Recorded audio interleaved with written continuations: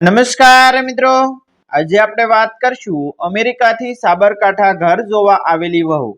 સાબરકાંઠાના એક નાનકડા ગામમાં રહેતો વિવેક પટેલ થોડા વર્ષો પહેલા પોતાની આંખોમાં મોટા સપના લઈને અમેરિકા ગયો હતો.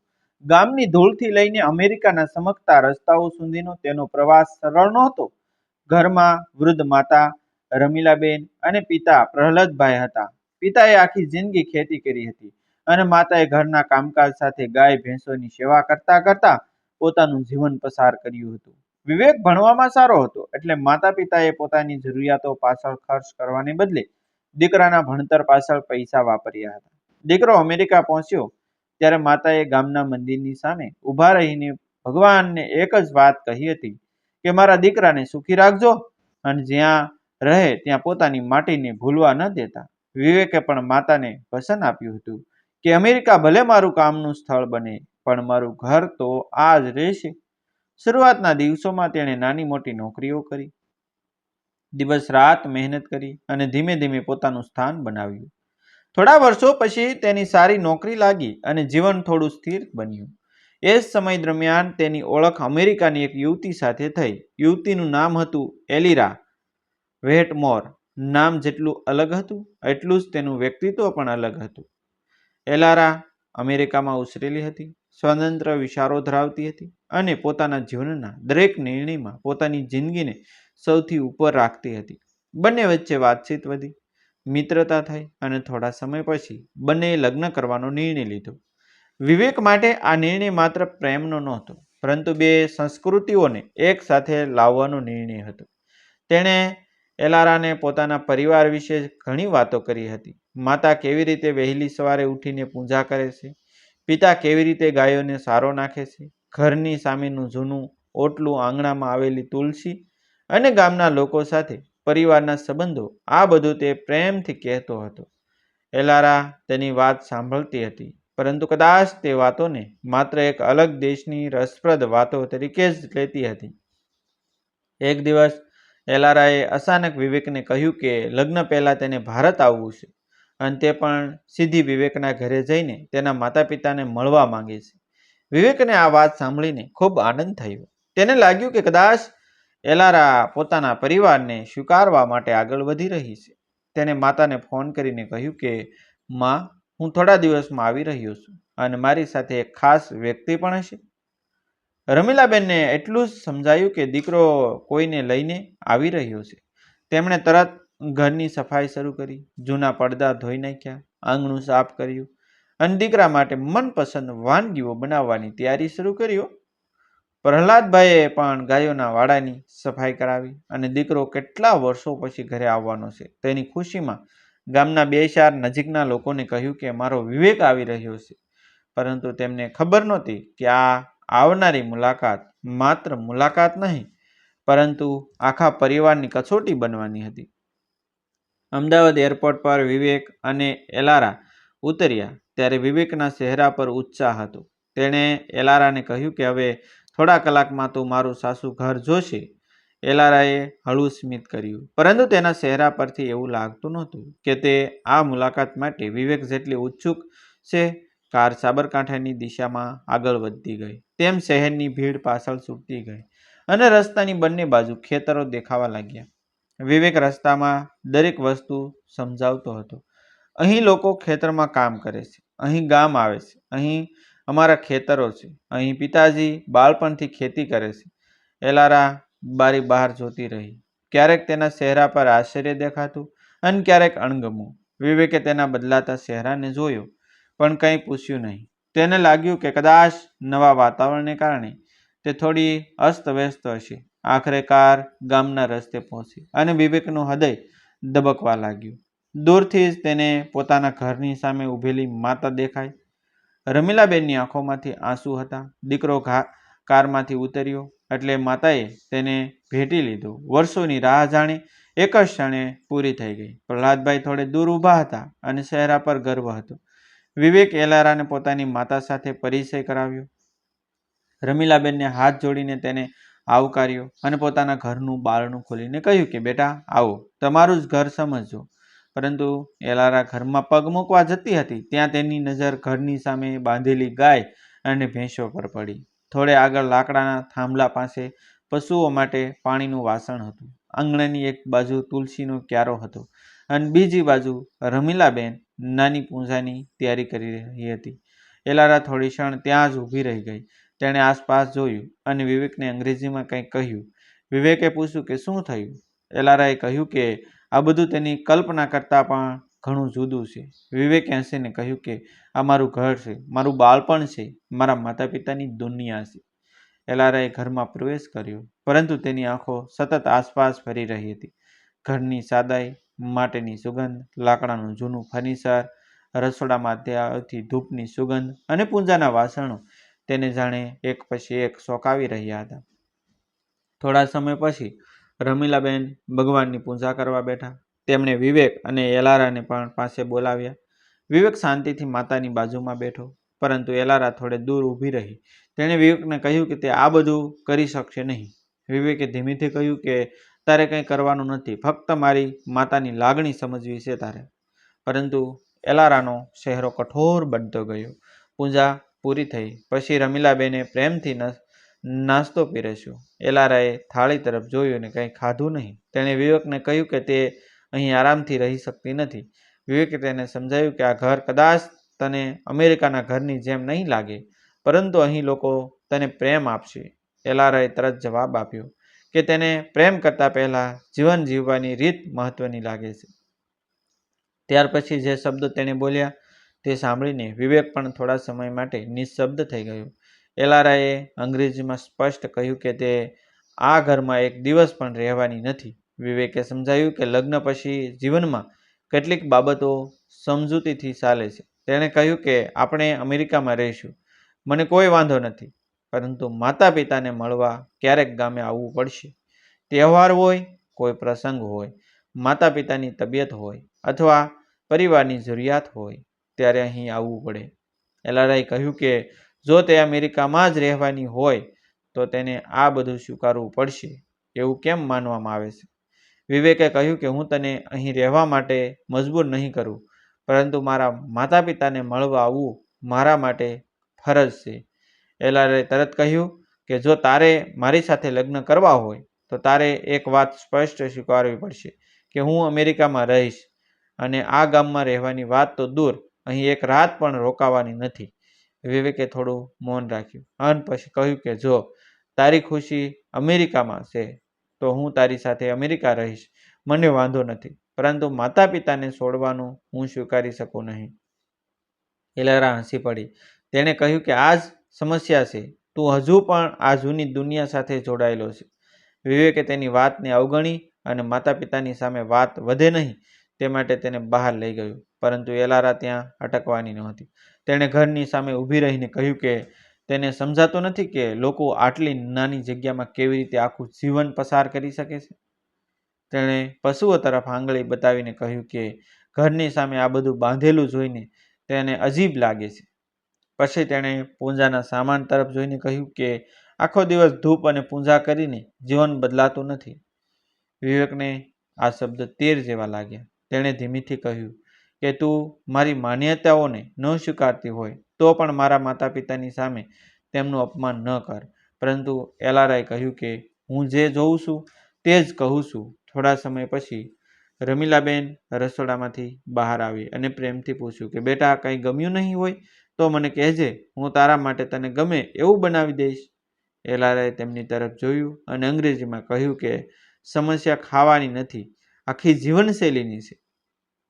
વિવેકે વાતને ગુજરાતી ભાષામાં સમજાવી ત્યારે રમીલાબેનનું સ્મિત ધીમે ધીમે ગાયબ થઈ ગયું. તેઓએ માત્ર એટલું કહ્યું કે બેટા, અમારું ઘર સાદું છે, પણ દિલથી અમે ગરીબ નથી. એલારા એ વાત સાંભળીને પણ નરમ પડી નહીં. તેણે કહ્યું કે તેને અહીં ગરીબી કે સાદાઈ સાથે કોઈ સંબંધ રાખવો નથી. તે પાછી અમેરિકા જવા માંગે છે. વિવેકે કહ્યું કે આપણે જઈશું, પણ આજે રાત અહીં રહી જઈએ. એલારાએ તરત કહ્યું કે નહીં, તે અહીં સૂઈ પણ નહીં શકે. તેણે કહ્યું કે આ ઘર તેના માટે ઘર નથી, આ માત્ર એવી જગ્યા છે જ્યાં વિવેકનો ભૂતકાળ રહે છે. આ વાક્ય સાંભળીને વિવેકના મનમાં કંઈક તૂટી ગયું. તેણે માતા તરફ જોયું. રમીલાબેન વધુ સાંભળીને પણ ચૂપ રહી. પ્રહલાદભાઈએ પણ કંઈ કહ્યું નહીં. થોડા સમય પછી પ્રહલાદભાઈ વિવેકને ખેતરની બાજુ લઈ ગયા અને કહ્યું કે બેટા, તું જે નિર્ણય લે તે વિચારીને લેજે. અમને તારી ખુશી જોઈએ છે. અમને કોઈ વહુ અમારા જેવી બને એવી જરૂર નથી. તે અલગ હોય તો પણ ચાલશે, પરંતુ એક વાત યાદ રાખજે, માણસનું ઘર તેની દિવાલોથી નહીં પરંતુ સંબંધોથી બને છે. વિવેકે પિતાના ચહેરા તરફ જોયું. વર્ષોની મહેનતથી કઠણ બનેલા હાથ અને આંખોમાં છુપાયેલો પ્રેમ તેને બધું કહી રહ્યું હતું. એ જ સમયે એલારા દૂરથી બોલાવી રહી હતી.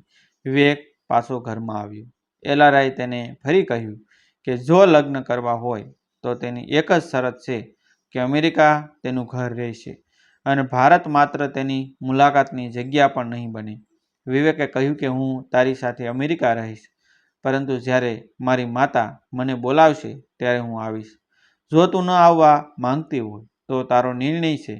એલારાએ કહ્યું કે જો તું અહીં આવતો રહેશ તો લગ્ન પછી પણ તારી પ્રાથમિકતા પરિવાર જ રહેશે અને તે આ સ્વીકારી શકશે નહીં. વિવેકે શાંતિથી પૂછ્યું કે શું તું મારા માતા પિતાને જીવનમાં સ્થાન આપવા માટે તૈયાર છે? એલારાએ કોઈ જવાબ આપ્યો નહીં. તેના બદલે તેણે કહ્યું કે તારા માતા પિતા સાથે હું કોઈ ઝઘડો કરવા માંગતી નથી, પરંતુ હું તેમના જીવનમાં જોડાવા પણ માંગતી નથી. ત્યાર પછી તેણે ઘરની બહાર નજર કરી અને કહ્યું કે તેને આશ્ચર્ય થાય છે કે વિવેક આ બધું છોડીને અમેરિકા કેવી રીતે આવ્યો. વિવેકે કહ્યું કે હું આ બધું છોડીને આવ્યો નથી, હું મારી સાથે લઈને આવ્યો છું. એલારાએ આ વાતનો અર્થ સમજવાનો પ્રયત્ન પણ ન કર્યો. સાંજ પડી. રમીલાબેને દીકરાની સામે જમવાનું કહી મૂક્યું. વિવેકે એલારાને ફરી પૂછ્યું કે તું થોડું ખાઈ લે. તેણે ના પાડી. ઘરમાં શાંતિ છવાઈ ગઈ. બહાર ગાયોના ઘંટનો ધીમો અવાજ આવતો હતો અને અંદર એક એવો સન્નાટો હતો જે કોઈએ પહેલા ક્યારેય અનુભવ્યો નહોતો. અચાનક રમીલાબેનને પોતાના રૂમમાંથી એક જૂનું બોક્સ કાઢ્યું અને વિવેકને આપ્યું. તેમણે કહ્યું કે બેટા, આ તારી નાની ઉંમરના દિવસોની વસ્તુઓ છે. વિવેકે બોક્સ ખોલ્યું તો તેમાં તેના બાળપણના કપડાં, જૂના પ્રમાણપત્રો, શાળાની તસવીરો અને એક નાનું કાગળનું પેકેટ હતું. વિવેકે પેકેટ ખોલ્યું તો અંદર અમેરિકામાં જતા પહેલા માતાએ તેના માટે લખેલી ચિઠ્ઠી હતી.